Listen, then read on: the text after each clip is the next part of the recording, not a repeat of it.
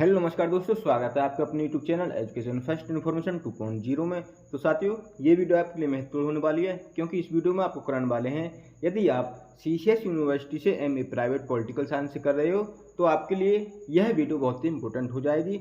यदि आप किसी भी अन्य यूनिवर्सिटी से एमए प्राइवेट पॉलिटिकल साइंस से कर रहे हो तो आपके लिए भी यह वीडियो अच्छी साबित होगी। तो चलिए स्टार्ट करते हैं। यदि आपको वीडियो पसंद आए तो वीडियो को लाइक करके अपने फ्रेंड को शेयर कर दें ताकि ऐसे और वीडियो आपको मिलती रहे, क्योंकि सीसीएस यूनिवर्सिटी से जैसे ही कोई लेटेस्ट इन्फॉर्मेशन आती है हम अपने यूट्यूब के माध्यम से आप तक सबसे पहले पहुंचाते हैं। और एमए पॉलिटिकल साइंस का फर्स्ट ईयर सेकंड ईयर का संपूर्ण कोर्स हमारे यूट्यूब पर अपलोड है, आप वहां संपूर्ण कोर्स को देख सकते हो। और साथियों, एक जानकारी मैं दे दूंगा आपको, आप 2023 में जो हमने कराया है पेपर कोड 474 का, आप उसको भी 2023 वाले को भी देख लीजिए। और 2024 में भी थोड़ा टाइम कम है, 2 दिन का टाइम है, तो आप 2023 वाले को भी देख लीजिए। और 2024 में हम आपका रिवीजन करा ही रहे हैं। तो चलिए देखते हैं, इस वीडियो में आपको कराएंगे। पेपर कोड है 474। कितना? पेपर कोड है 474, लोकल गवर्नेंस इन इंडिया, यानी भारत में स्थानीय स्वशासन। ये आपका बुक का नाम हो जाएगा। यह पहली यूनिट है। और आज का पेपर आपका कैसा गया, हमारे पढ़ाए हुए में से कितने क्वेश्चन आपको मिले, आप प्लीज़ कमेंट करके बताएं। यदि हमारे पढ़ाए हुए में से यदि आया है तो कमेंट करके बताएं, ये नहीं आया है तो आप बताएं। यदि नहीं आया होगा तो हम वीडियो बिल्कुल नहीं बनाएंगे, क्योंकि हम पूरा आपको वीडियो देते हैं, काफ़ी घंटे हमारे लग जाते हैं। यदि आपको कुछ उससे नहीं मिल रहा तो हम वीडियो नहीं बनाएंगे। यदि आया है तो प्लीज़ कमेंट करके जरूर बताएं कि हमारे पढ़ाए हुए से कितना आया है। ठीक है, तो चलिए स्टार्ट करते हैं। फर्स्ट यूनिट में देखना है कि हमें क्या पढ़ना है।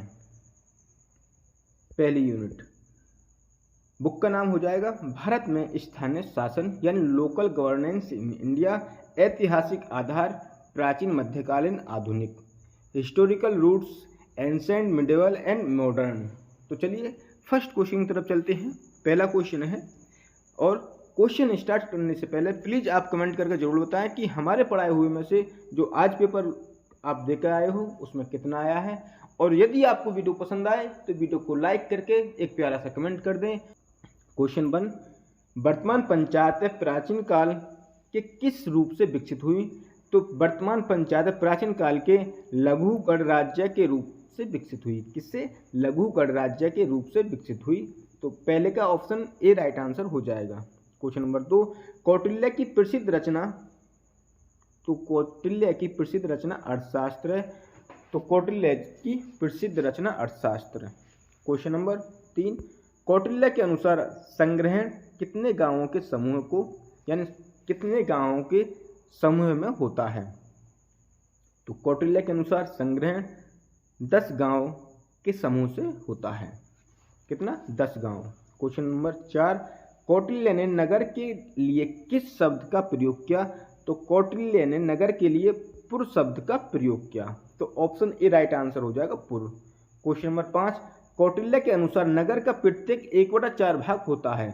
तो कौटिल्य के अनुसार नगर का प्रत्येक 1/4 भाग स्थानिक होता है। क्या? स्थानिक। Question number 5। Question number 6, Kautilya के अनुसार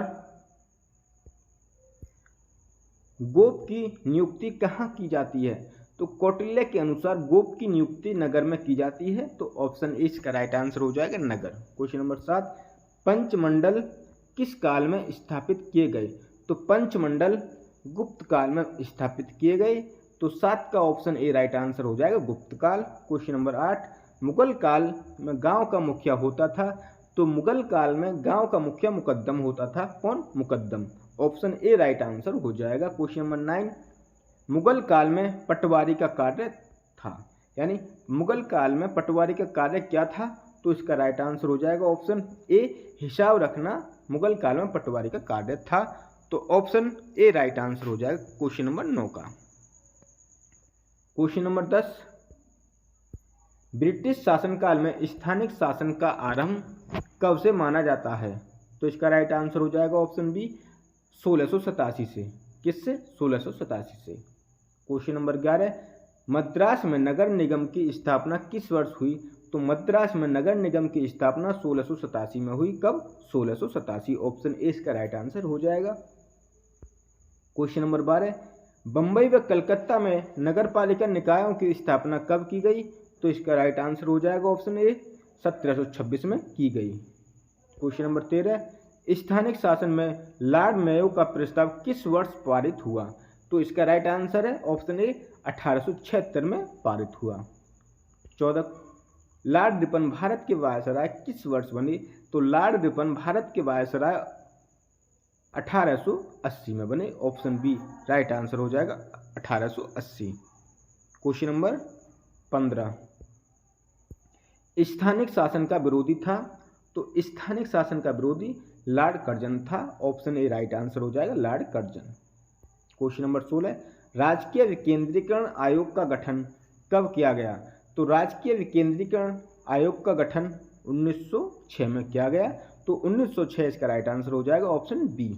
क्वेश्चन नंबर 17, लॉर्ड रिपन की सिफारिशें थी, यानी लॉर्ड रिपन की सिफारिशें थी, क्या थी? ऑप्शन डी इसका राइट आंसर, यानी उपरोक्त सभी, यानी ये सभी।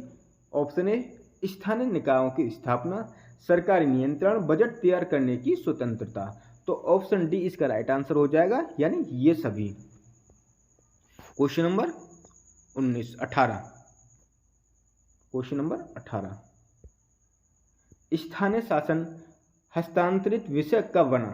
तो स्थानीय शासन हस्तांतरित विषय सन 1920 में बना। ऑप्शन इसका राइट आंसर है सन 1920। 19, स्वशासन के क्रियान्वयन का मूल्यांकन 1930 में किस आयोग ने किया? तो साइमन आयोग ने स्वशासन के क्रियान्वयन का मूल्यांकन 1930 में साइमन आयोग ने किया। तो ऑप्शन बी इसका राइट आंसर हो जाएगा। क्वेश्चन नंबर 20, स्थानीय शासन की दशा किस सुधारों के बाद बिगड़ गई? यानी स्थानीय शासन की दशा किन सुधारों के बाद बिगड़ गई?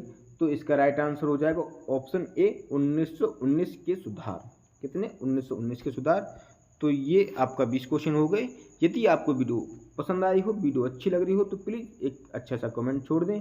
और यदि आप हमारे यूट्यूब पर नए हो तो वीडियो को शेयर कर दें, हमारे चैनल को सब्सक्राइब कर लें और हमारे टेलीग्राम को ज्वाइन कर लें।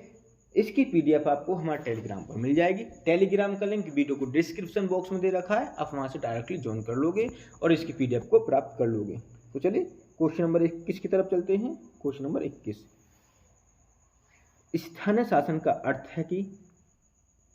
ऑप्शन ए इसका राइट आंसर है स्थानीय क्षेत्रों का प्रशासन वहाँ के निर्वाचित प्रतिनिधियों के द्वारा चलाया जाए। ऑप्शन ए इसका राइट आंसर हो जाएगा। क्वेश्चन नंबर 22, स्थानीय शासन की शक्तियाँ किसके द्वारा प्रदत्त होती हैं? तो स्थानीय शासन की शक्तियाँ कानून द्वारा प्रदत्त होती हैं। ऑप्शन ए इसका राइट आंसर है। क्वेश्चन नंबर 23, स्थानीय शासन किस प्रकार के होते हैं? तो स्थानीय शासन ये केंद्र या राज्य शासनों के द्वारा निर्मित होते हैं। ये केंद्र या राज्य शासनों के द्वारा निर्मित होते हैं। तो इसका ऑप्शन सी राइट आंसर हो जाएगा। क्वेश्चन नंबर 24, स्थानीय सरकारों के कार्य नहीं है। तो इसका right answer option D, police शक्ति को बनाए रखने का कार्य ये स्थानीय सरकारों के कार्य नहीं है। ऑप्शन डी इसका राइट आंसर हो जाएगा। क्वेश्चन नंबर 25, स्थानीय सरकारों को, ऑप्शन बी इसका राइट आंसर है, यानी स्थानीय हितों के ही विषय दिए जाते हैं, यानी स्थानीय सरकारों को स्थानीय हितों के ही विषय दिए जाते हैं। ऑप्शन बी इसका राइट आंसर है। क्वेश्चन नंबर 26, निम्नलिखित में से कौन राज्य में, यानी निम्नलिखित कौन राज्य में स्थानीय शासन नियंत्रण से संबंध नहीं है? तो इसका राइट आंसर हो जाएगा ऑप्शन डी, राजनीतिक। क्या? राजनीतिक। क्वेश्चन नंबर 27, निम्नलिखित में से कौन सा कथन प्रत्यक्ष सेवा के अंतर्गत स्थानीय सरकार द्वारा की जाती है? तो ऑप्शन डी इसका राइट आंसर है, यानी ये सभी।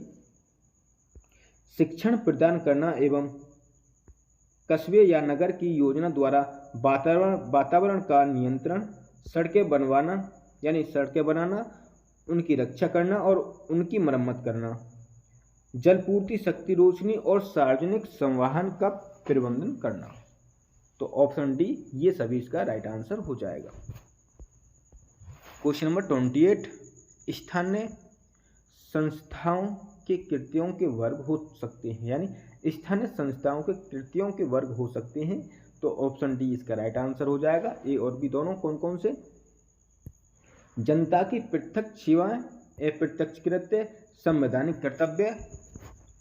ऑप्शन ए और बी दोनों हो जाएंगे, यानी इसके ए हो जाएगा जनता की प्रत्यक्ष सेवाएं और बी अप्रत्यक्ष कृत्य, ये आपके हो जाएगा, यानी ऑप्शन डी ए और बी दोनों। 29, स्थानीय शासन के ऊपर राज्य का नियंत्रण कितने तरह का रहता है? तो ऑप्शन सी इसका राइट आंसर है, यानी 3 तरह का। क्वेश्चन नंबर 30, स्थानीय शासन को, ऑप्शन डी इसका राइट आंसर है, यानी ये सभी अपने सदस्यों का निर्वाचन करना होता है। करारोपण, यानी करारोपण के लिए संपत्ति का निर्धारण करना होता है।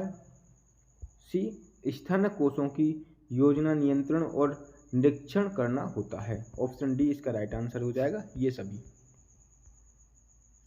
क्वेश्चन नंबर 31, निम्नलिखित में से कौन सा स्थानीय स्वशासन का लाभ नहीं है? तो इसका राइट आंसर हो जाएगा ऑप्शन डी, इससे प्रशासन में गिरावट आती है, इससे प्रशासन में गिरावट आती है। तो ऑप्शन डी इसका राइट आंसर है। क्वेश्चन नंबर 32, निम्नलिखित में से कौन सा कारक है जिसके आधार पर स्थानीय शासन राज्य सरकार पर लगातार निर्भर होता जा रहा है? तो ऑप्शन डी इसका राइट आंसर है, यानी ये सभी आगमन तथा संचार के तीव्र तथा उन्नत साधनों के कारण, क्योंकि एक रूपता वाले प्रशासन की प्रवृत्ति बढ़ती जा रही है। ऑप्शन सी, किसी भी शासन के समान राज्य सरकार की अधिक से अधिक शक्तियों को अपने पास रखने की बढ़ती हुई प्रवृत्ति के कारण। ऑप्शन डी इसका राइट आंसर है, ये सभी।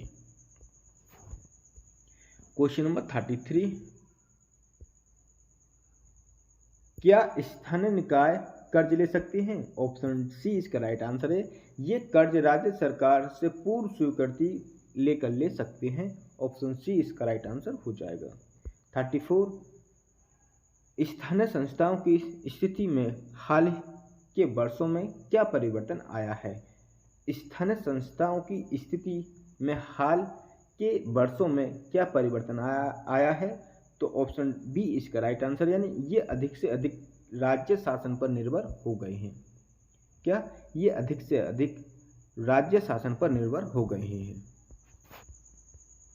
35, निम्नलिखित में से कौन स्थानीय संस्थाओं की आय के साधन नहीं है? तो इसका राइट आंसर हो जाएगा ऑप्शन डी, आयात निर्यात कर। क्या? आयात और निर्यात कर।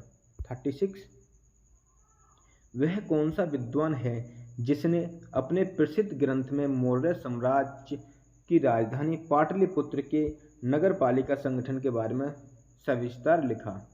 तो इसका राइट आंसर है ऑप्शन बी, मेगास्थनीज। किसने? मेगास्थनीज ने लिखा। 37, स्थानीय स्वशासन का लक्षण नहीं है। तो इसका राइट आंसर ऑप्शन डी, स्थानीय इकाई पूर्णतः सत्ताधारी होती हैं। क्या? स्थानीय इकाई पूर्णतः सत्ताधारी होती हैं। ऑप्शन डी इसका राइट आंसर हो जाएगा। 38, भारतीय शासन के संविधान के अनुसार कितने स्तर हैं? भारतीय शासन के संविधान के अनुसार ऑप्शन सी 3 स्तर हैं, यानी केंद्र, राज्य एवं स्थानीय सरकार। क्या? केंद्र, राज्य एवं स्थानीय सरकारें। इसका राइट आंसर हो जाएगा।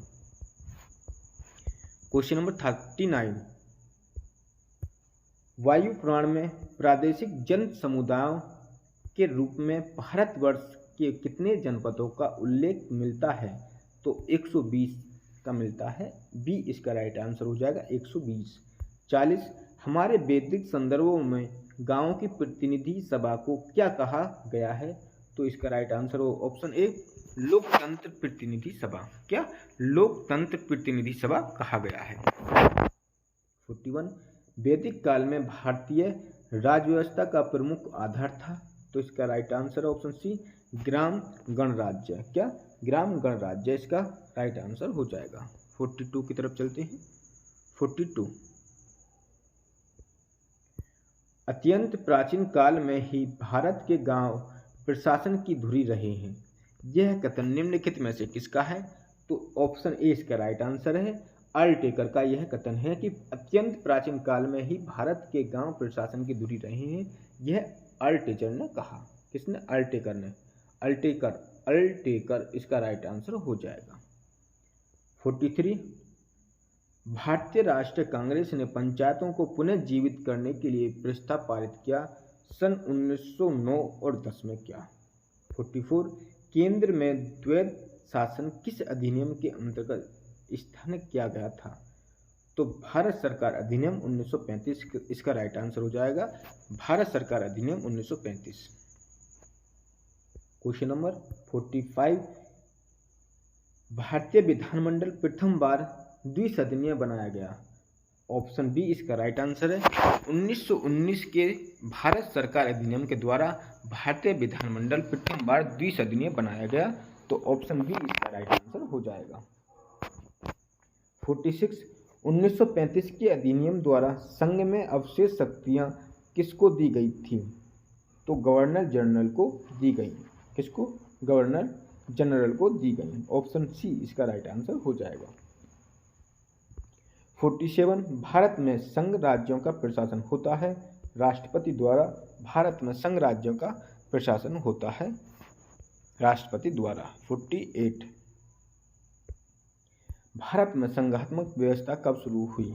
तो भारत में संघात्मक व्यवस्था भारत सरकार अधिनियम 1935 में शुरू हुई।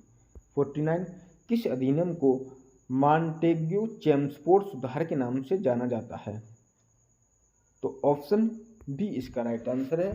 भारतीय परिषद अधिनियम 1919 के तहत। ऑप्शन बी इसका राइट आंसर हो जाएगा। क्वेश्चन नंबर 50 निम्नलिखित में से किसके काल को भारत में स्थानीय स्वशासन का स्वर्णकाल कहा जाता है? तो इसका राइट आंसर हो जाएगा ऑप्शन डी लॉर्ड रिपन का काल। किसका? लॉर्ड रिपन का काल। ऑप्शन डी इसका राइट आंसर हो जाएगा। Option D. तो साथियों अभी हमारे 50 क्वेश्चन हो गए। यदि आपको वीडियो पसंद आई हो तो प्लीज़ वीडियो को लाइक जरूर कर दें और अपने फ्रेंडों को शेयर कर दें ताकि ऐसी और वीडियो आपको मिलती रहे और आपके फ्रेंडों तक पहुंचती रहे। और आप हमारे चैनल पर नए हैं तो प्लीज़ चैनल को सब्सक्राइब कर लें। क्वेश्चन नंबर 51 किस अधिनियम के द्वारा केंद्रीय कार्यकारिणी की स्थापना हुई थी? तो इसका राइट आंसर ऑप्शन बी भारतीय परिषद अधिनियम 1861 के द्वारा। भारतीय परिषद अधिनियम 1861। क्वेश्चन नंबर 52 भारतीय संविधान में किस प्रकार की शासन प्रणाली की व्यवस्था है? तो इसका राइट आंसर है ऑप्शन सी संसदात्मक व्यवस्था। कौन सी? संसदात्मक व्यवस्था। 53 भारत में राजनीतिक सत्ता का प्रमुख स्रोत है। तो भारत में राजनीतिक सत्ता का भारतीय जनता का प्रमुख स्रोत है। ऑप्शन ए इसका राइट आंसर है भारतीय जनता। 54 भारतीय संविधान सहकारी संघवाद। किसने कहा है कि भारतीय संविधान सहकारी संघवाद है? तो जी ऑस्टिन ने क्या है? किसने? जी ऑस्टिन ने कहा है कि भारतीय संविधान सहकारी संघवाद यानी संघवाद है। ऑप्शन ए इसका राइट आंसर हो जाएगा। 55 निम्नलिखित में से कौन सा एक भारत शासन अधिनियम 1935 में स्वीकार किया हुआ महत्वपूर्ण व स्थायी अवयव उपलब्ध नहीं है? तो इसका राइट आंसर ऑप्शन ए देश के लिए लिखित संविधान। क्वेश्चन नंबर 56 एक निर्वाचित संविधान द्वारा भारत के संविधान का निर्माण करने का प्रस्ताव किया गया। तो इसका right answer option B Cripps mission द्वारा किया गया। क्वेश्चन नंबर 57 निम्नलिखित में से किस गवर्नर जनरल ने भारत में नागरिक सेवाओं का निर्माण किया जो बाद में भारतीय सिविल सेवा के नाम से जानी जाती है? तो कॉर्नवालिस। क्या? कॉर्नवालिस। 58 मुगल शासन में प्रशासन की इकाई सरकार समान थी यानी मुगल शासन में प्रशासन की इकाई सरकार समान थी। तो जिला। ऑप्शन ए इसका राइट आंसर है जिला। 59 ग्राम स्वराज की अवधारणा किसने दी है? ग्राम स्वराज की अवधारणा किसने दी थी? तो महात्मा गांधी ने ग्राम स्वराज की अवधारणा दी थी। 60 भारत के संविधान के अंतर्गत ग्राम पंचायतों का गठन है। तो ये है ऑप्शन सी यानी निर्देशक सिद्धांत। ऑप्शन सी निर्देशक सिद्धांत। क्वेश्चन नंबर 61, निम्नलिखित में से किस अधिनियम द्वारा द्वैध शासन के स्थान पर स्वायत्त शासन की स्थापना की गई थी? तो इसका राइट आंसर ऑप्शन बी भारतीय शासन अधिनियम 1935 के द्वारा। 62, रिपन प्रस्ताव के अनुसार स्थानीय स्वशासन की संस्थाओं को सशक्त बनाने हेतु क्या सुझाव दिए गए? तो ऑप्शन डी इसका राइट आंसर उपरोक्त सभी, यानी स्थानीय संस्थाओं पर राज्य का नियंत्रण अप्रत्यक्ष होना चाहिए।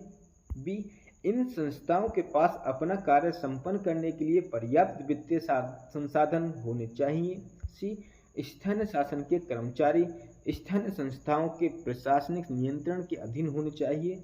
तो ऑप्शन डी इसका राइट आंसर है ये सभी। 63, राजकीय विकेंद्रीकरण आयोग की रिपोर्ट किस वर्ष प्रकाशित हुई? तो राजकीय विकेंद्रीकरण आयोग की रिपोर्ट 1909 में प्रकाशित हुई। कब? 1909 में। 64, प्राथमिक शिक्षा का उत्तरदायित्व नगर पालिका का होना चाहिए, यह सुझाव किस आयोग प्रस्ताव द्वारा दिया गया?